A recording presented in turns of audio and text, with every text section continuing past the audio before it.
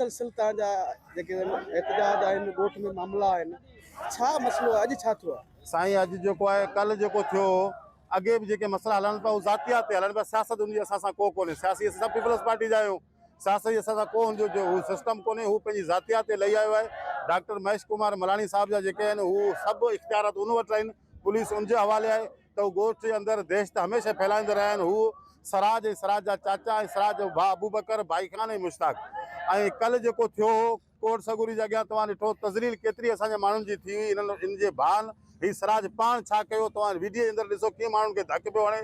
ऐं जेको आहे पुलिस जी मौजूदगी में कमु हूंदो आहे पुलिस जो गिरफ़्तार करणु, पुलिस खणे कानून सां कानून खे छॾे करे पुलिस जी मौजूदगी में असांजे माण्हुनि जे मथां तज़लील कई, उन्हनि खे जेको आहे धक कया, उन्हनि खे ज़लील कयो। तव्हां ॾिठो आहे सोशल मीडिया ते।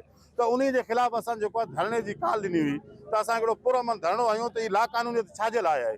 त जॾहिं असीं धरणे जे लाइ असांजा माण्हू घरां निकिरण जे लाइ हिन ॿुधो त सुबुह जो माण्हू कश्मीर चौक ते धरणो हणंदा, त हीअ हितां निकितो आहे पंहिंजे भाउनि चाचनि ॿिया जेके आहिनि हथियारबंद माण्हू खणी असांजे घरनि जे अंदरि घिड़ी विया हलिया।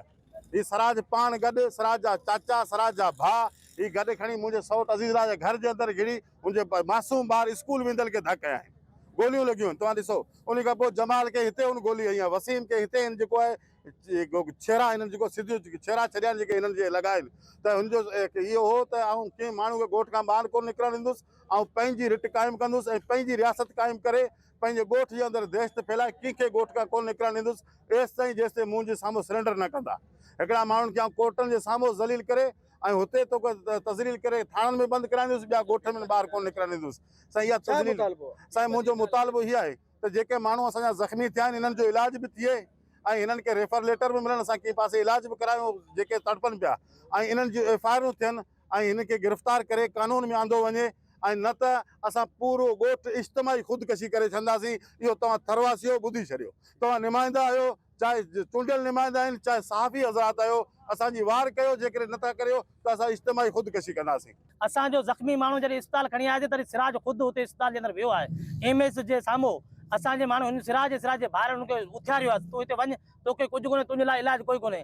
मतिलबु हिते जेको इलाज बि जेको मरीज़नि जो सिराज जे माण्हुनि ऐं महेश जे माण्हुनि जो आहे, जेके मतिलबु हू सिलेंडर करनि, उनजी हाज़िरी भरनि, उनजो हिते इलाजु थींदो ज़िले जे अंदरि, उनजी एफआईआर थींदी, उन सां इंसाफ़ थींदो। उनजो जेको असां मुतालबो इहो था करियूं त असांजे माण्हुनि खे सिराज पाण घरनि जे अंदरि लही करे ऐं उनजे ॿाहिरि लही करे जेको ज़ख़्मी करे छॾिया आहिनि, गोलियुनि सां छिरणी करे छॾिया आहिनि।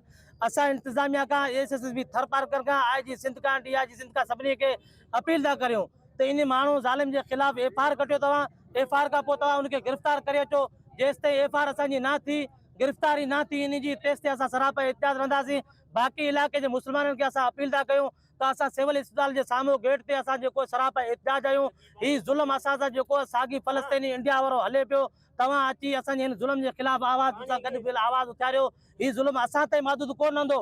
हीउ डॉक्टर महेश कुमार मलाणी सिराज जेको हथु चलियो, हीउ पूरे थर पार्कर जे अंदरि हीउ ज़ुल्म फैलाईंदा।